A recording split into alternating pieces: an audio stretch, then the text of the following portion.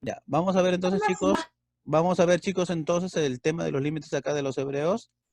Dice que el medio geográfico de los hebreos sería el siguiente. Los hebreos se desarrollaron en la parte sur del Mediterráneo oriental, en la zona del Canaán o Palestina. Eso queda en el continente asiático. ¿Ok? ¿Cuál es el límite norte de los hebreos? Castillo. Castillo, ¿cuál es el límite norte de los hebreos? Siria y fenicios. Muy bien. ¿Cuál es el límite norte disculpen, el límite sur Rivas de los hebreos? Desierto de Sinaí. El desierto de Sinaí. De Sinaí. ¿Y cuál es el límite este? Martínez y El Pachas. desierto de Arasia. El desierto de Arabia. ¿Y cuál es el límite oeste, López? Mar Mediterráneo. Muy bien. Profe. Bueno, chicos, en la historia de los hebreos existen varios periodos. Son básicamente tres periodos bien distinguidos, ¿ya? La primera de ellas se conoce como patriarcas, el periodo de los patriarcas. Luego tenemos el periodo de los jueces y también tenemos al periodo de los reyes. Por ejemplo, en el periodo de los patriarcas, el primer periodo va desde los 2000 antes de Cristo hasta los 1200 antes de Cristo. El periodo de los jueces va desde los 1200 antes de Cristo hasta 1050 antes de Cristo. Y el tercer periodo, que es el periodo de los reyes, va desde los 1050 antes de Cristo hasta 930 antes de Cristo.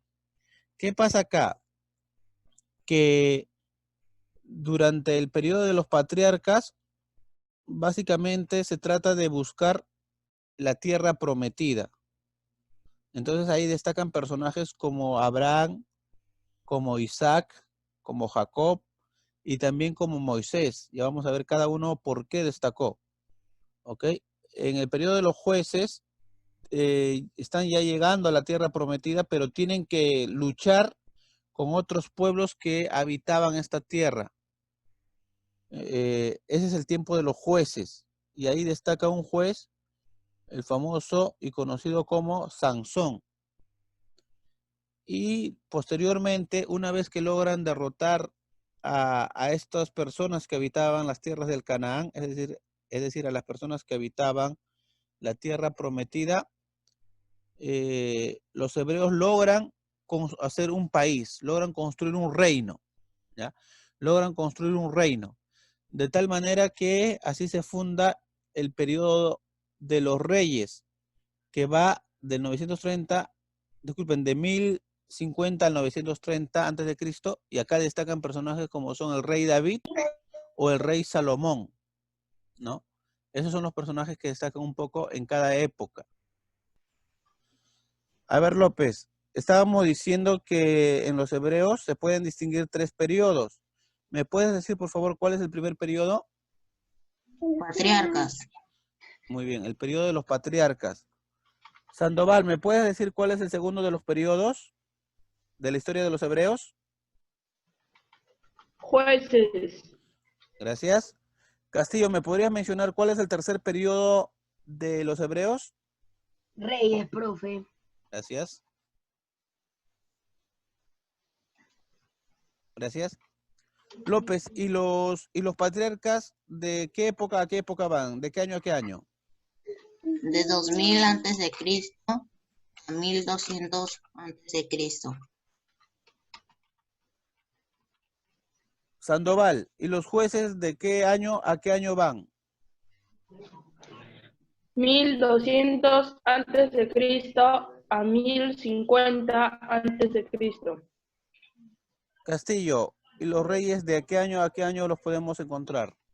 De 1050 antes de Cristo a 930 antes de Cristo.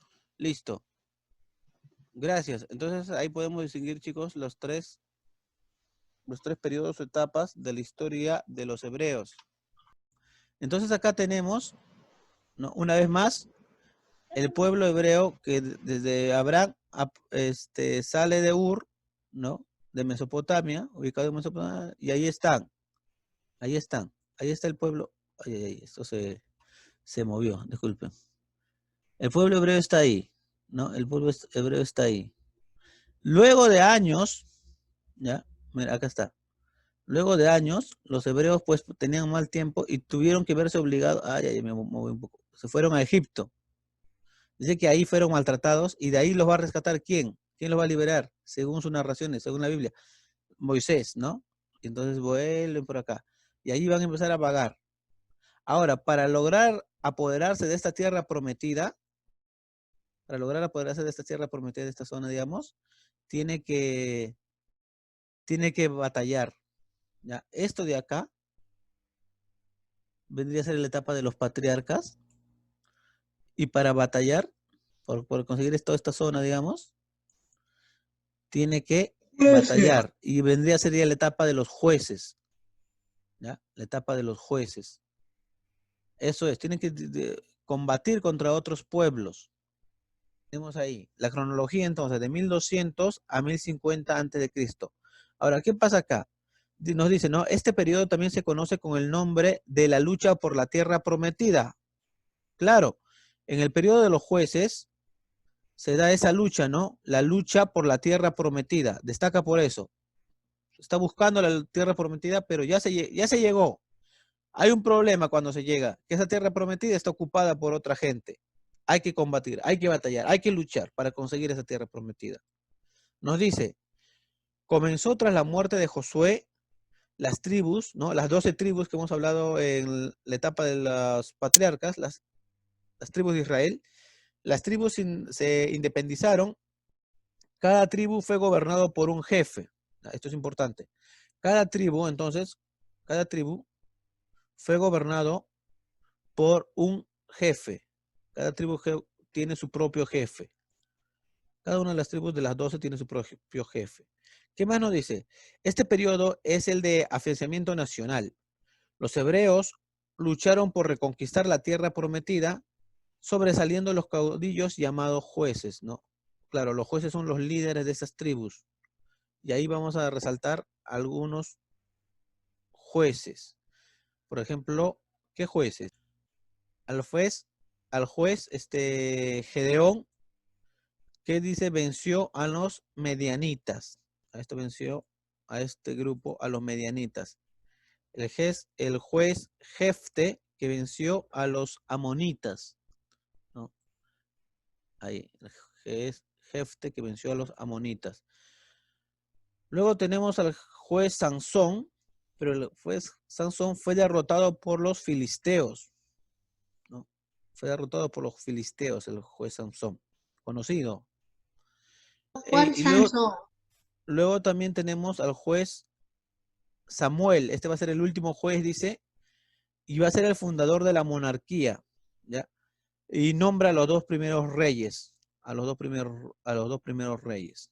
Nombró a los dos primeros reyes.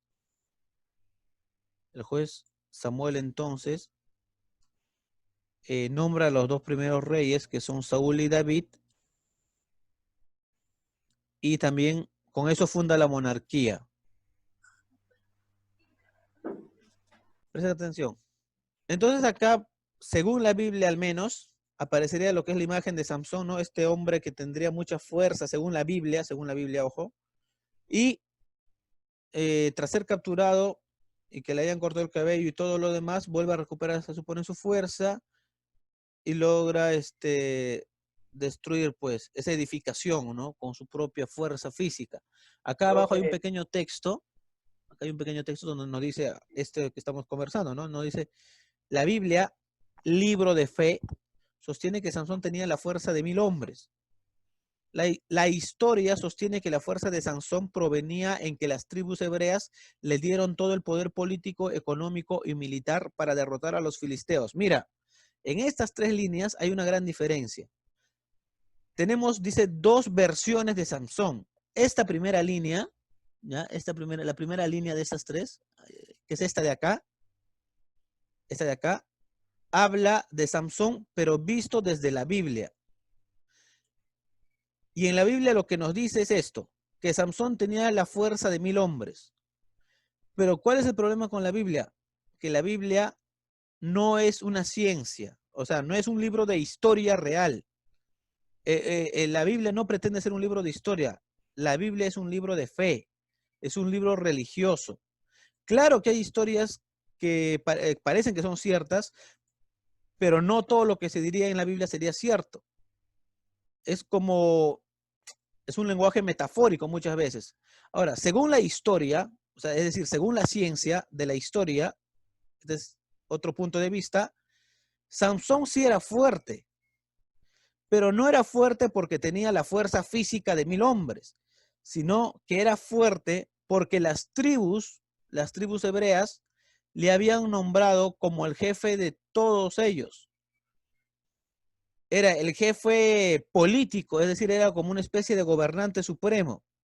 Era el jefe político, era el jefe económico, pero también era el jefe militar, es decir, era también como un general. Entonces, en eso, según la historia, consistiría en decir que Samson era sumamente fuerte.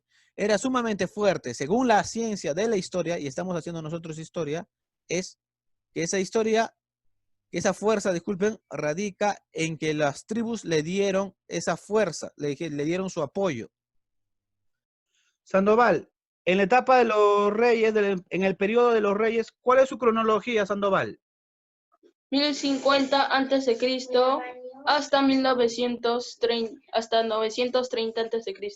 Hasta 930 antes de Cristo, ¿no? Cuidado con eso, ¿ya? 930. Muy bien. En este periodo, los hebreos logran formar un estado.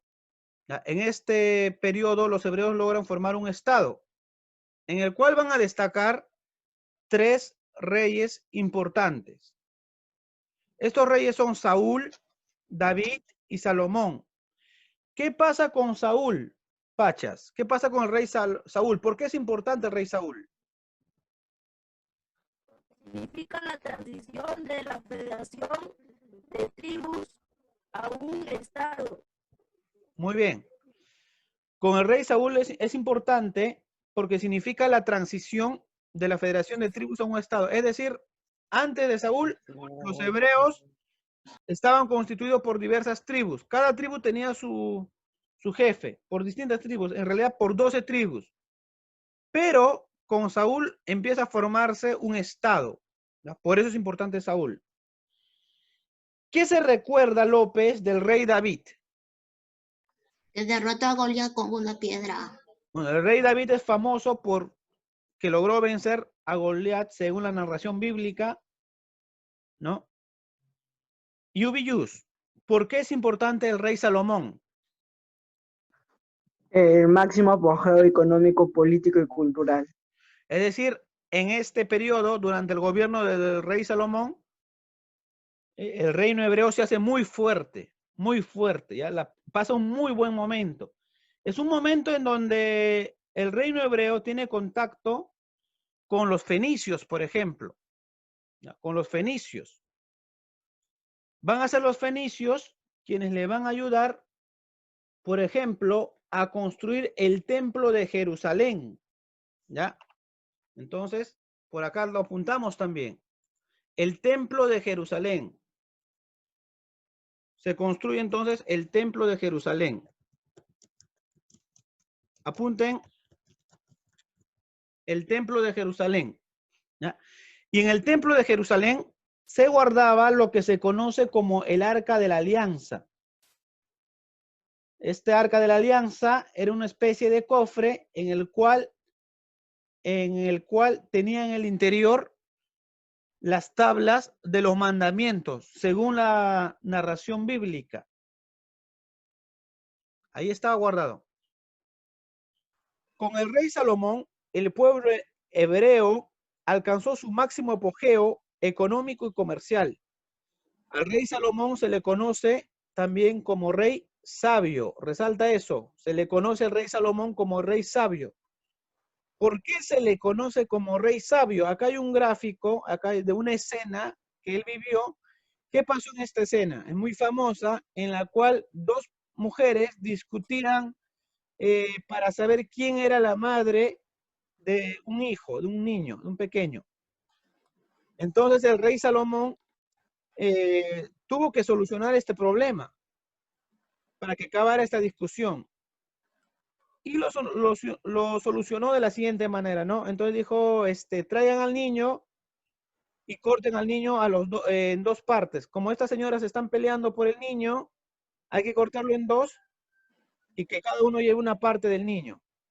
Eso es lo que dijo el rey Salomón.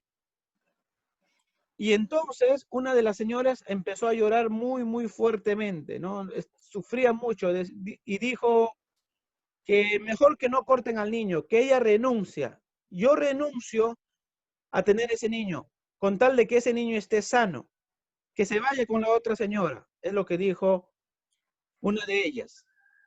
Entonces el rey Salomón, viendo esa escena, concluyó de que la verdadera madre era aquella señora que estaba renunciando a estar con ese niño con tal de que ese niño aún siga vivo, con tal de que ese niño aún siga sano, con tal de que ese niño aún exista. Es decir, el amor de la madre por su hijo, de que su hijo esté sano, de que su hijo esté vivo, le hacía renunciar incluso a estar con él. Una verdadera madre sacrificaba incluso estar con su propio hijo con tal de que su hijo esté bien. Claro, al identificar quién era la verdadera madre, es decir, identificó a la verdadera madre con aquella persona que estaba renunciando, ¿no?, a ese niño, y ya dice, entonces ya no es necesario cortarlo. En realidad fue, digamos, un truco, una treta, un acto inteligente que hizo este rey Salomón para ver quién era la verdadera madre. Probablemente sí sabía que iba a pasar eso. Por eso se le conoce como el rey sabio, ¿no? Esta historia puede dar para mucho más, pero por cuestión de tiempo lo vamos a dejar ahí. Lo vamos a escribir más bien. Ahora viene el periodo de la decadencia. Nos dice, desde Roboán, hijo y sucesor de Salomón, se produjo el cisma hebreo, es decir, la división. Surgieron dos reinos. El primer reino, el de Israel, con su capital Samaria. Entonces tenemos que la capital de Israel era Samaria. La capital del reino de Israel era Samaria. Resalta eso, resalta que la capital de Israel era Samaria. ¿Y quién gobernó en Samaria? Gobernó Jeroboam o Jeroboam, ¿ya? Dice, y estaba apoyado por ¿cuántas tribus? Recuerden que ellos eran 12 tribus en total, pero Israel estaba apoyado por ¿cuántas tribus? Por 10 tribus, de la parte del norte y del centro. Su principal rey fue Omri. Su principal rey fue Omri y estableció a Samaria como capital. Samaria entonces era la capital. Ahora, ¿qué pasó? Que en el 722, ¿ya?, en el año de 722, van a ser invadidos por los asirios, con su rey Sargón II. Entonces los asirios invaden al reino de Israel en el 722 con su rey Sargón. Eso es lo que pasó con el reino de Israel. El reino hebreo entonces se dividió en dos. ¿Ya? Se dividió en dos. En dos reinos se dividió. El primero de ellos el reino de Israel y el otro el reino de Judá. Acá está, el reino de Judá. Ahora, la capital del reino de Judá, ¿cuál era? Era Jerusalén. ¿Ya? Entonces hay que resaltar esto. La capital del reino de Judá era Jerusalén. Y su rey, su primer rey era Roboán. Acá tenemos a Roboán. En el caso del reino de Judá, solamente estaba apoyado por dos tribus, que eran la tribu de Benjamín y la tribu de Judá. Un rey importante del reino de Judá en su historia fue este señor, Josías. Dice que descubrió el libro de la ley, ¿no? Pero también los judíos tuvieron mala suerte, ya que a este lugar llegó el rey babilónico Nabucodonosor II, que ya lo hemos visto en anteriores clases. El rey Nabucodonosor II se apodera de este territorio en el año 586 a.C. Y luego nos dice que finalmente el pueblo hebreo, judío, es decir, esto de acá, de esta zona de estas dos tribus, de la tribu de Benjamín y la tribu de Judá, mucho más adelante fue conquistado por los romanos, ¿no? Los romanos también lo conquistaron mucho tiempo después, en el siglo I antes de Cristo, aproximadamente hacia el 100 antes de Cristo. En el siglo I después de Cristo, es decir, en el año 100, más o menos, hacia el año 100, pero ya esto después de Cristo, el emperador Tito destruyó Jerusalén. La destruyó entonces Jerusalén, este emperador Tito, provocando la diáspora. Dice que, un momento, cuando se destruyó la ciudad de Jerusalén, se provocó la diáspora. Ahora, ¿qué cosa es la diáspora? La diáspora, escribimos acá, es la dispersión, copiamos, es la dispersión de los judíos por el mundo. Como su capital fue destruida, Jerusalén fue destruida, ellos huyeron por todos lados, huyeron por todos lados. Y entonces se dispersaron.